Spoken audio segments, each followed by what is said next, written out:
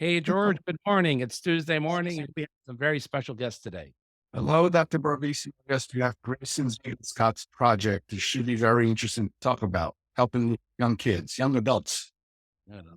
So, we're going to welcome Grayson and his mother, Colette. They live very close to my home here in Leesburg, Virginia. And I met them at a fundraiser recently at one of the country clubs for juvenile diabetes research. How are you doing, Grayson? I'm doing well. How are you? Welcome, Colette. Thank you for sharing your son with us for a few moments this morning. Well, thank you so much for having us. We're so happy that you were able to squeeze us into your podcast. Honored to be here. Thank you. Gray, when were you diagnosed with juvenile onset diabetes? I was diagnosed almost 5 years ago, about the April of 2018. Was that a scary experience for a young person? It was definitely intimidating. I was a bit nervous, but I toughed through it. It wasn't my first time in the hospital. So And so why had you been in the hospital? Are you a daredevil? You had some broken bones?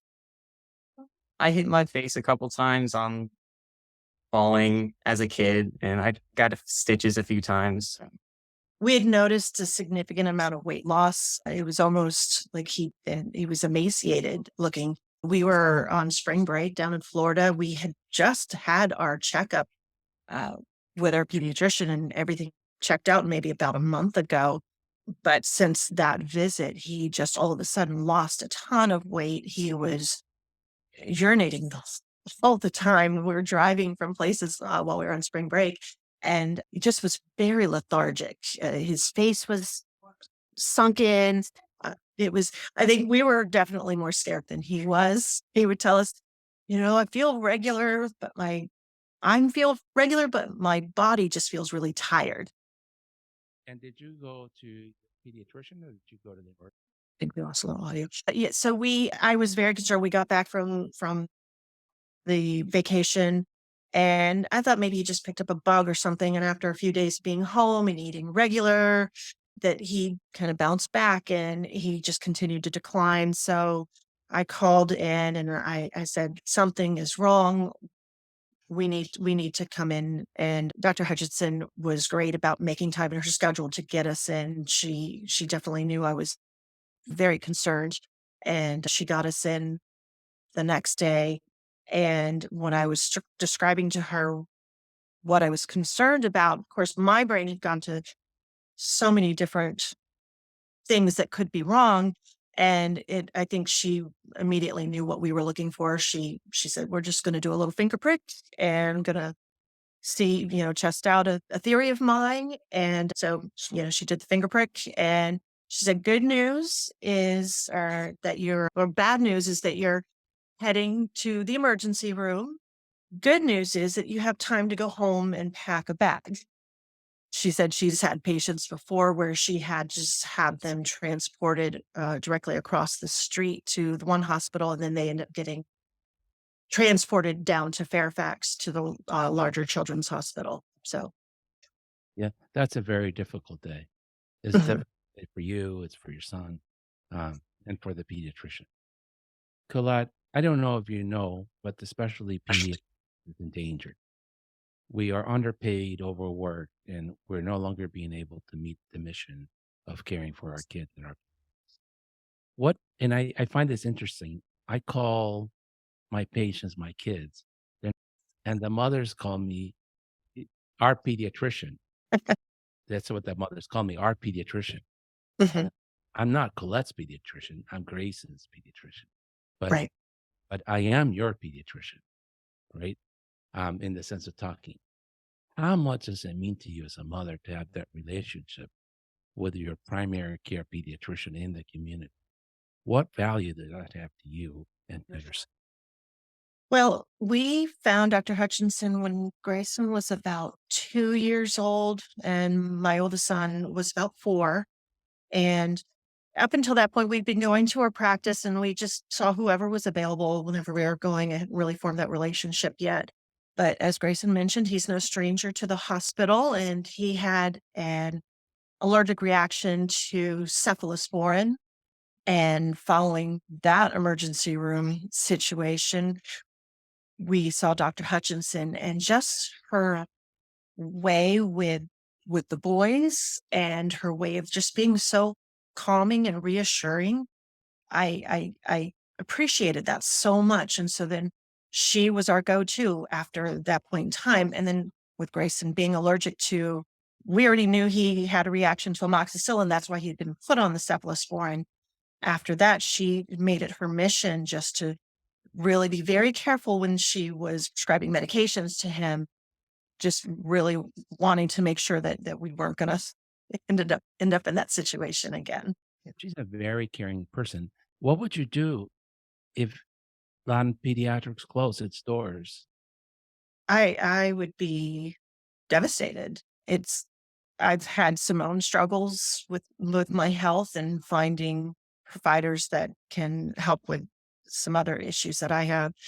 And it's a challenge to find someone that you connect with personally and then also has your health at the forefront, and just to have to start that journey again this late in the game would be just, devastating. Oh, you know what? Here's what would happen. You go back to 1990, patients like him would get sick, get sicker, get a whole lot sick, end up with severe abdominal pain, and end up with emergency with diabetic ketoacidosis. Mhm, And it could, progress to, coma, basically. Be mhm. admitted to ICU. Yeah. So yes, yes, it's a I'm not sure if you got into ICU or not. and to level set, we live in a very fortunate community. It's a very affluent community. We have a lot of resources that other communities don't have. But even here, we're struggling to staff primary care. And it's hard. You hear it from the mothers, you hear from my father, my best friend. They can't get into the endocrinologist, they can't get into this, they can't. It's to find a primary care doctor here, an internist who is not a concierge, you got to pay 2,500, 3 grand a year to see them. They're gone. They, they work for the hospital, or if you want an internist, you better pay them $3,000 plus insurance. And the Mhm. average family in this neighborhood is paying between 18 to $28,000 a year to insure their family with no chronic conditions, with a $5,000 deductible. Yeah. And then on top of that, they're going to have to pay $3,000 for mom, $3,000 for dad. That's $6,000 to have access to a doctor. We are in a crisis. And, you know, we all need to stand together, mothers, kids, pediatricians, because without mother, without teachers, without pediatricians, there are no healthy kids. And without no healthy kids, there is no community.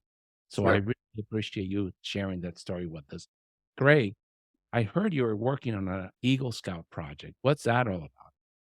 Yes, so I will be collecting items to assemble care kits for newly diagnosed type 1 diabetics. My pediatric endocrinologist will distribute them. Some of the items will include shot pain blockers, our favorite fast acting glucose for lows, and a Unisol for getting off pods and sensors and just any sticky. When Grayson was first diagnosed, his first CGM monitor that we tried to remove, we had no way, we didn't know how to remove it. That adhesive is pretty intense.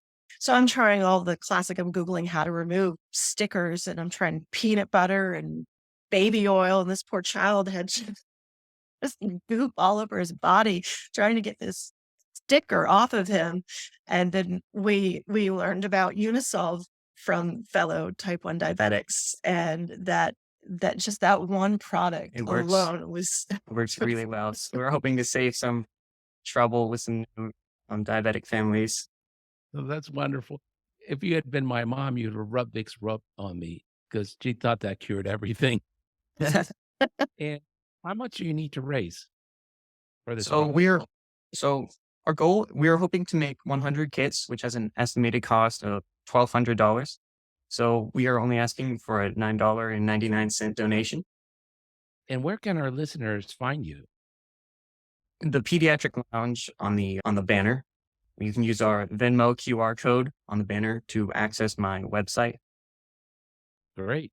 And so we just go to the pediatriclounge.com and a banner Yes. will pop up and the Venmo QR code will be there. And then if you press on the button, it'll send you to your website where you tell your story and all the supplies you're needing to do this, right? Well, and if there's going to be money left over because all the people that listen to this podcast are very generous, and they're all going to send you $9.99, and you're going to get this and some more kits done, and we will call it a win for our community and our country. What happens when you get a couple extra $1,000? Where's that going to go? We will be redonating it back to JDRF. Or we had the idea we could be making more, continue even after we reach the quota of our diabetic kits. We might continue on, use the extra money to make a few extra kits to help those extra families. That's wonderful. And will you send us a picture when you get your Eagle Scout award so we can put it on Yes, our site and on our social media? Because we will all feel like you're our kid and we help. be sure to. Absolutely. Yes, we will make that happen. Well, thank you so much for joining us today. I really, really admire you as a mother. This is a hard journey to have a young child with diabetes. It's hard on the kids, but they're more resilient than us adults. Um, Yes. but it is very hard to have a child with diabetes. And just by looking at him, you've done such a wonderful job. Thank you. Thank you. Thank you. Thank you. Thank you.